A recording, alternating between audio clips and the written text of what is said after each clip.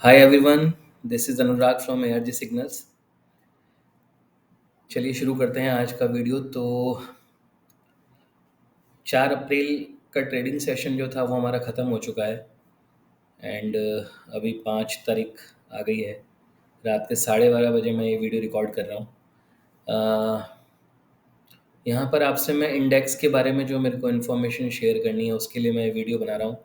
आज देखिए, निफ्टी ने एक बहुत ही कमाल का हैंगिंग मैन पैटर्न बनाया है। और अगर आप देखेंगे, ये मेरे व्हाट्सएप ग्रुप में मैंने 2:23 पे मैंने मैसेज किया था, today's high will be very crucial now, hanging man form today in Nifty.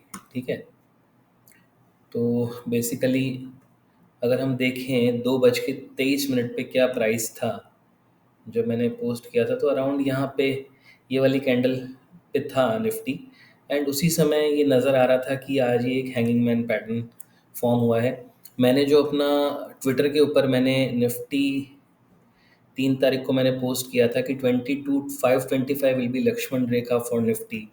उसके पीछे रीजनिंग जो थी वो, एक तो गैन लेवल है, जो आपको हॉरिजॉन्टल लाइंस जो आपको नज़र आ रही हैं ये गैन लेवल्स हैं। और गैन लेवल पे ही हमें यहाँ पर एक बियरिश कैंडल्स हमें यहाँ पे मिली। और अगेन यहाँ पर इसने इसको पिछले 4 ट्रेडिंग सेशन से निफ्टी 525 के लेवल को ब्रीच नहीं कर पा रही थी। तो आज गैप अप ओपन हुआ और गैप अप ओपनिंग में इसने कितनी बड़ी रेड कैंडल, जिसका हाई 22,619 का बना दिया। और उसके बाद में वो क्लोज कहाँ पे हुई है ये कैंडल, 22,514 पे, यानी अगेन अभी 22,525 भी इसने ब्रीच नहीं किया है। ठीक है, तो मैंने जब आफ्टरनून में 2:23 पे ये मैसेज पोस्ट किया था कि अ, एक हैंगिंग मैन पैटर्न फॉर्म हो रहा है निफ्टी के अंदर, तो उसके बाद मेरे को कुछ लोगों का व्हाट्सएप के ऊपर मैसेज आया था कि मार्केट ऊपर जाएगी। और in fact gift Nifty, I think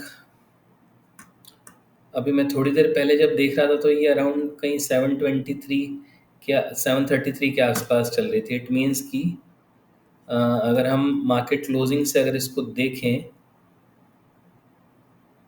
तो 330 से लेके लगभग ऊपर में 80 पॉइंट्स के आसपास प्लस थी। और अभी HDFC बैंक का जो ADR है, बेसिकली आज इसके बारे में काफ़ी लोग अभी डिस्कस कर रहे थे। सॉरी, इसको हम सीधा गूगल पे चेक करते हैं। तो HDFC बैंक का ADR जो शायद 7-8% के अराउंड प्लस था, वो अभी 5% प्लस रह गया है। तो हो सकता है कि शायद बैंक निफ्टी ऊपर ओपन हो जाए। बट निफ्टी के अंदर मुझे लगता है कि चूँकि आज हमारे स्पॉट निफ्टी के अंदर एक हैंगिंग मैन बना है, तो यहाँ पर कॉशियस होने की ज़रूरत है। और बाइंग, देखिए मैंने पिछले जस्ट अपने लास्ट वीडियो में मैंने शेयर किया था कि आपका अगर कोई भी व्यू बनता है तो आपको मार्केट सिचुएशन के अनुसार उसको चेंज भी करना पड़ेगा। हम एकदम रिजिड भी नहीं हो सकते, है ना? तो अब जो 619 का लेवल है वो हमारे लिए सबसे ज़्यादा क्रूशियल हो जाता है। अब मैं जो इस लेवल को क्रूशियल मान के चलूँगा। इस लेवल को अगर ब्रीच कर देती है निफ्टी, तो आई थिंक हमें सेल का पोजीशन एग्जिट कर लेना चाहिए। और सपोज़ कीजिए after forming this hanging man, अगर हमें ये जो हैंगिंग मैन की जो बॉडी है, यानी जो इसका जो ओपन प्राइस है और इसका जो क्लोज प्राइस है, ठीक है, एक बार के लिए मैं ऊपर के लेवल्स को हटा देता हूँ ताकि आपको थोड़ा आइडिया रहे। ठीक है, तो ये जो बॉडी है हैंगिंग मैन की, अगर 22,514 के नीचे हमें, या आप देखिए यहाँ पर गैन लेवल भी है 22,500 का, तो इसके नीचे अगर डे कैंडल, ठीक है, मैं अभी यहाँ पर डेली क्लोज की बात कर रहा हूँ। हैंगिंग मैन को ट्रेड करने के जो तरीके हैं, 2 तरीके हैं। पहला तरीका तो थोड़ा सा मतलब रिस्की नहीं कहूँगा, क्योंकि देखिए अगर हम इस कैंडल की लो को ब्रीच होने का वेट करेंगे, उसके नीचे क्लोजिंग का वेट करेंगे, ठीक है, यूजुअली क्या होता है कि हैंगिंग मैन के लो के नीचे जब कोई भी स्टॉक या कोई भी स्क्रिप्ट क्लोजिंग देती है, तो हम हैंगिंग मैन को एक एग्जीक्यूशन मानते हैं। ठीक है, लेकिन अगर मैं 300 का वेट करूंगा, तो सपोज कीजिए 300 से सपोज कीजिए 250 पे क्लोज होगी, तो हमारा 250 पॉइंट का मूव तो यहीं निकल जाएगा हमारा, है ना? तो अगर कोई भी डे क्लोजिंग अगर इस बॉडी के नीचे, तो बॉडी के नीचे आपका ये गैन लेवल भी है, अगर 22,500 के नीचे अगर निफ्टी डे क्लोजिंग देती है, तो इसको एक बियरिश एक्टिवेशन माना जाएगा। अगर आप थोड़े से रिस्की ट्रेडर हैं, ठीक है, तो आप आवरली कैंडल भी अगर आपकी 21,500 के नीचे आपको क्लोज दे देती है, तो आप आवरली कैंडल के ऊपर भी आप इसको ट्रेड कर सकते हैं और आपका स्टॉप लॉस जो रहेगा वो इसका हाई रहेगा। ठीक है, 619 का जो इसका हाई है, डे डे का जो हाई है, उस कंडीशन में अब आपको आप चाहें तो आवरली पे अगर आपने ट्रेड लिया है तो आप आवरली कैंडल भी अगर 22,619 के ऊपर अगर क्लोज हो जाती है तो आप उसको स्टॉप लॉस लेके चल सकते हैं। अब उसमें भी क्या होता है, थोड़ा सा आप उसको अब कैसे उसको मैनेज करना है। सपोज कीजिए कि सुबह 10 बजे ही अगर निफ्टी 9 बजे, 9:15 बजे ओपन होती है, तो 10:15 बजे की कैंडल या 11:15 की कैंडल अगर 619 के ऊपर क्लोजिंग दे देती है आवरली कैंडल, तो आपको एग्जिट करना है। अगर सपोज कीजिए कि 2:30 बज रहे हैं, ठीक है, 2:30 बजे, 3:15 बजे मान लीजिए, इसके ऊपर इसने जस्ट इस लेवल के ऊपर क्लोजिंग दी है, सपोज कीजिए 620-30 के आसपास क्लोजिंग दी है, ठीक है, तो आप उस कंडीशन में क्लोजिंग का वेट करना चाहिए आपको 3:30 का। ठीक है, दो 2:15 बजे तक मान लीजिए, 3:15 नहीं, 2:15 तक मान लीजिए, 2:15 तक अगर ये कैंडल, 2:15 के बाद वाली अगर कैंडल क्लोज हो जाती है इसके ऊपर आवरली, तो आप उसको होल्ड कर कीजिए 3:30 बजे तक। ठीक है, यानी मॉर्निंग आवर्स थोड़े से जो मार्केट खुलने के 1 घंटे के बाद है उसमें अगर क्लोज हो जाती है, तो फिर उसके बाद आपके पास में 5 आवर्स बचे हैं, तो 5 आवर्स में क्या पता वो 700-800 तक चली जाए, 22,700-800 तक, है ना।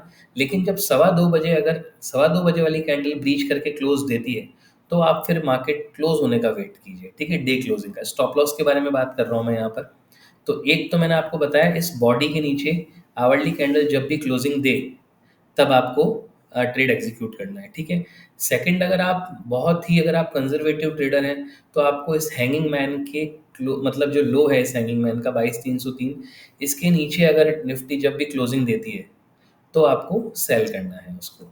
ठीक है, देखिए यहाँ पर हैंगिंग मैन क्यों है, क्योंकि देखिए यहाँ पर ये जो ग्रीन कैंडल थी, यहाँ पर वॉल्यूम कम है और आज वाली कैंडल कैंडल में जो वॉल्यूम है वो बहुत ज़्यादा है। ठीक है, तो सपोज़ कीजिए किसी ने अगर सुबह सुबह जैसे ही गैप अप ओपन हुई, अगर हम 15 मिनट्स की कैंडल पे चलें, सुबह सुबह जैसे ही गैप अप ओपन हुई, सपोज़ कीजिए किसी ने कल अगर सेलिंग का पोजीशन बना रखा हो, तो इस गैप अप को देख के सडनली अगर किसी ने सुबह 5 मिनट के टाइम फ्रेम पे ही अगर मान लीजिए किसी ने अपना लॉस बुक कर लिया हो एकदम ऊपर इतनी खुली देख के, ठीक है, तो हो सकता है कि और ये भी हो सकता है कि किसी ने देखा हो कि यार मार्केट इतनी ऊपर ओपन हुई है, तो हम इसको बाय कर लेते हैं। तो हो सकता है कि उन लोगों की पोजीशन अभी यहाँ पर पड़ी होगी।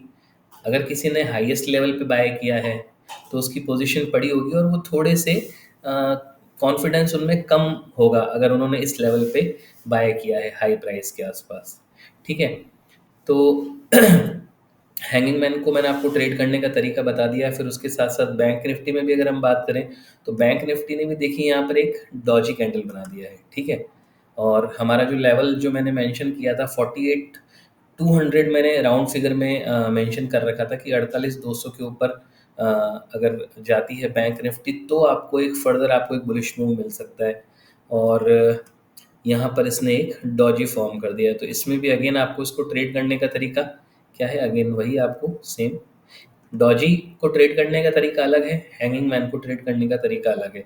अब यहाँ पर तो आपको इस डॉजी कैंडल के हाई और लो के ब्रीच होने का ही वेट करना पड़ेगा आपको। ठीक है, तो बैंक निफ्टी में कोई बहुत मतलब कोई क्लियर व्यू नहीं है, क्योंकि अभी हम देख रहे हैं कि एचडीएफसी बैंक का एडीआर भी जो है वो प्लस में चल रहा है 5% के करीब। तो वेटेज एचडीएफसी बैंक का ज़्यादा है बैंक निफ्टी में, इनफैक्ट निफ्टी में भी है। तो हो सकता है कि मार्केट में बैंक निफ्टी में क्या मूव देखने को मिले, कि ये कोई श्योरिटी नहीं है अभी कि क्या मूव मिलेगा। ये हम कल ट्रेडिंग सेशन में ही हम लोग इसके बारे में मैं ट्विटर के ऊपर अपडेट करूँगा अगर मुझे कुछ भी व्यू बनेगा तो। ठीक है, इसके अलावा हमें गोल्ड एंड सिल्वर के अंदर हमें एक बहुत ज़बरदस्त मूव मिला है। गोल्ड सिल्वर जो है उसने अपना ऑल टाइम हाई लगा दिया है। अगर आप देखेंगे बहुत लंबा ब्रेकआउट है सिल्वर के अंदर। सिल्वर अगर आप देखिएगा तो अगस्त 2020 में इसने 77,949 का हाई लगाया था, अगस्त 2020 में। फिर उसके बाद इसने अगेन यहाँ पर मई 2023 में ऑलमोस्ट 2 ईयर 7-8 मंथ्स बाद में इसने वापस से ट्राई किया उस हाई को ब्रीच करने का, बट वापस वहीं से 78,292 का हाई लगा के वापस 65,666 का लो बना दिया, ठीक है। फिर अगेन इसने ट्राई किया यहाँ पर 27 नवंबर को, क्लोजिंग तो दी इसने, हाईएस्ट क्लोजिंग दी इसने, लेकिन जो जस्ट नेक्स्ट कैंडल थी, जो वीकली कैंडल है, वो इसने अगेन यहाँ पर एक छोटा सा हाई बना के 78,240 का इस कैंडल का हाई है 27 नवंबर का। 4 दिसंबर को 78,549 का हाई बना के, और ये क्लोजिंग देखिए 72,518 की आ गई, ठीक है। यानी एक ही वीक के अंदर 5,500 का फॉल आ गया सिल्वर में। फिर अगेन उसने यहाँ पर वीकली, यहाँ पर अगेन इसने देखिए एक शूटिंग स्टार बना दिया यहाँ पे, ठीक है। इतना बड़ा शूटिंग स्टार हाई के पास बना दिया तो ये एक बेयरिश सिग्नल होता है। तो अभी हमारा आज हमारा फ्राइडे आ चुका है। तो अगर हमें फ्राइडे की क्लोजिंग, अगर हमें 78,549 के ऊपर अगर हमें मिल जाती है, तो ये एक बहुत बड़ा बुलिश ब्रेकआउट होगा। वैसे डेली टाइम फ्रेम पे हमें देखिए यहाँ पर भी एक बड़ी, इतनी बड़ी लॉन्ग विक है यहाँ पर जिसको इसने ब्रीच कर दिया है। डेली टाइम फ्रेम पे तो ये बाय एक्टिवेट हो चुकी है कल, ठीक है। लेकिन वीकली भी अगर हमें एक ब्रेकआउट मिल जाएगा तो हम थोड़े से श्योर हो जाएंगे और कि सिल्वर में हमें एक बहुत बड़ा मूव मिल जाएगा। मुझे लगता है कि अभी लगभग लगभग जितना यहाँ से लेके यहाँ तक की अगर आप देखेंगे, करीब 26,000 की गिरावट है। अगर वीकली टाइम फ्रेम के ऊपर अगर ये ब्रेकआउट मिलता है हमें, तो सीधे 1,04,000 रुपये का टारगेट जो है सिल्वर के अंदर बन रहा है। करीब 25% का मूव हम लोग इस ब्रेकआउट लेवल से 78,000 के लेवल से हम लोग एक्सपेक्ट कर सकते हैं। 25% का मूव सिल्वर में आ सकता है, ठीक है। ये एक बहुत बड़ा ब्रेकआउट है। गोल्ड के बारे में मैंने ऑलरेडी आप सभी को बता रखा है। ट्विटर पे आप मुझे अगर फॉलो करेंगे तो आपको ज़्यादा बेटर आपको हेल्प मिल पाएगी, क्योंकि उस पर मैं थोड़ा सा ज़्यादा एक्टिव रहता हूँ और वो थोड़ा इजी रहता था कि यहाँ पर सिल्वर के लिए भी मैंने पोस्ट किया था 3 अप्रैल को। $26 चल रही थी और अभी सिल्वर जो है आपकी 27.11 चल रही, तो लगभग 2,500-3,000 पॉइंट का मूव अभी सिल्वर में ऑलरेडी आ चुका है जहाँ से मैंने बाय डाला था। फिर उसके बाद गोल्ड देखते हैं। देखिए गोल्ड में मैंने पहले यहाँ पर अभी 2219 पे पोस्ट किया था। अभी गोल्ड जो है वो आपका 2300 लेवल को टच कर चुका है, ठीक है। और $3,000 का टारगेट मैंने गोल्ड में दे रखा है। इससे पहले मैंने, ये अगर आप देखेंगे यहाँ पर तो 2176, ठीक है, 2176 पे ही मैंने डाल दिया था। $2176 पे ही मैंने गोल्ड डाल दिया था कि $2,800 तक जा सकता है, ठीक है। तो उसके साथ साथ फिर मैंने गैन लेवल्स भी यहाँ पर पोस्ट कर रखे हैं, कहाँ तक जा सकता है ऊपर में, ठीक है। तो आप ट्विटर पे मुझे ज़रूर फॉलो कीजिए, वो आपके लिए थोड़ा हेल्पफुल रहेगा। और फिर अभी हम जैसे वीकली टाइम फ्रेम पे, या अगर आप इसको, अगर ये आप चार्ट देख रहे हैं तो इसने ऑलमोस्ट इतना बड़ा ब्रेकआउट इसने ये तो इंडियन प्राइस के अकॉर्डिंग हो गया। हम डॉलर में देखते हैं क्या ब्रेकआउट है। तो डॉलर में थोड़ा क्लियर हमें व्यू मिलता है। ये सितंबर 2011 का एक ट्रेंड लाइन मैंने यहाँ पर ड्रॉ कर रखा है। 2011 में इसने जो हाई बनाया था उसको यहाँ ब्रीच किया, ऊपर एक ट्रेंड लाइन, एक शूटिंग स्टार, सॉरी यहाँ पर एक डॉजी बनाया इसने, बड़ा डॉजी बना के, और उसके बाद में $2,075 से टूट कर $1,615 आ गया गोल्ड। और उसके बाद में अगेन इसने आके अभी ये ट्रेंड लाइन यहाँ पे आप अगर देखें तो मैंने मंथली टाइम फ्रेम दे रखा है। बहुत ज़्यादा बड़ा ब्रेकआउट है इसमें। देखिए मैंने दो प्रोबेबिलिटीज़ मुझे लग रही थी कि या तो यहाँ से एक हमें एक अगेन एक थोड़ा सा करेक्शन, रिट्रेसमेंट जिसको बोला जाता है, ये जो इतनी बड़ी बुलिश कैंडल है जिसमें 9% गोल्ड बढ़ा, तो हो सकता है यहाँ से एक थोड़ा सा एक करेक्शन आ जाए और 2150 तक जो है वो गोल्ड गिरे, और उसके बाद में वहाँ से सीधा $3,000 के लिए, ठीक है। ये मेरा एक इसमें व्यू गोल्ड में जो मुझे लग रहा है वो है। तो बहुत बड़ी अपॉर्चुनिटी है। ऑल्दो मैंने मेरे गोल्ड की पोजीशन मैंने 48,000 से गोल्ड परचेज़ करना स्टार्ट किया था। 2020 में मैंने पोस्ट किया था कि आप जितना हो सके गोल्ड बाय कीजिए, तो ऑलरेडी 48,000 से 70,000 तक गोल्ड राइज हो चुका है। बट ये एक ऐसा एक जैकपॉट लेवल है जहाँ से आप एक, अगर आप यहाँ से भी एक मूव अगर देखें तो आप गोल्ड में भी करीब करीब आपको 30% तक का आपको रिटर्न जो है वो गोल्ड में भी मिल सकता है। और ये जो टारगेट है $3,000 का, ये मैं थोड़ा कंजर्वेटिव टारगेट है। क्यों? क्योंकि बहुत ज़्यादा बड़ा ब्रेकआउट है। 2011 के लेवल को अभी 2024 में ब्रीच करना, इट मीन्स 13 साल का मल्टी ईयर ब्रेकआउट है।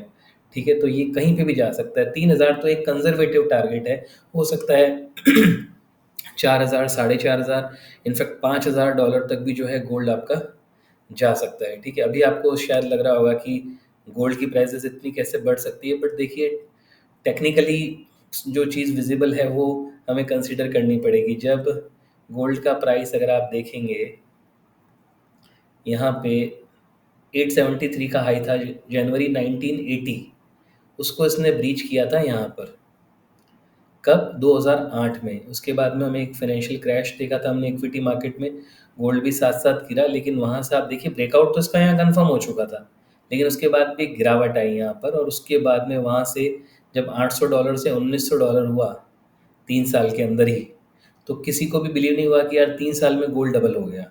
ठीक है, तो यहाँ पर भी वैसी की वैसी सेम सिचुएशन हो सकती है। 3 से 5 साल का ड्यूरेशन जो है वो मैं गोल्ड में मान के चल रहा हूँ कि हमें एक बहुत बड़ा मूव देखने को मिल सकता है। करीब $5000 आपको गोल्ड जो है वो 3 से 5 साल के ड्यूरेशन में आपको मिलना चाहिए, ऐसा मेरा अनुमान है। ठीक है फ्रेंड्स, तो ये Nifty, bank Nifty, gold and silver का एक थोड़ा ब्रीफ इंफॉर्मेशन जो है मैं आपके साथ शेयर करना चाह रहा था। आई होप कि आपको ये वीडियो पसंद आएगा, और अगर आपको मेरे वीडियोस से हेल्प मिल रही है, आपको मेरे वीडियोस पसंद आ रहे हैं, तो प्लीज़ प्लीज़ मेरे वीडियोस को लाइक ज़रूर कीजिए देखने के साथ साथ। और अगर आप मेरे वीडियोस को शेयर करेंगे अपने फ्रेंड सर्कल में, अगर आपको लगता है कि ये किसी के लिए हेल्पफुल हो सकता है, तो प्लीज़ शेयर भी कीजिए। ठीक है फ्रेंड्स, और भी अगर आपको किसी तरह की कोई इन्फॉर्मेशन चाहिए तो आप मुझे मैसेज कर सकते हैं, कॉल कर सकते हैं, ट्विटर पे भी कर सकते हैं। और प्लीज़ मेरे चैनल को सब्सक्राइब ज़रूर कर लीजिए अगर आपने अभी तक इसको सब्सक्राइब नहीं किया है तो। ARG_अनुराग के नेम से मेरा चैनल है, इसको प्लीज़ सब्सक्राइब कर लीजिए। ठीक है, चलिए फ्रेंड्स, मिलते हैं नेक्स्ट वीडियो में। बाय।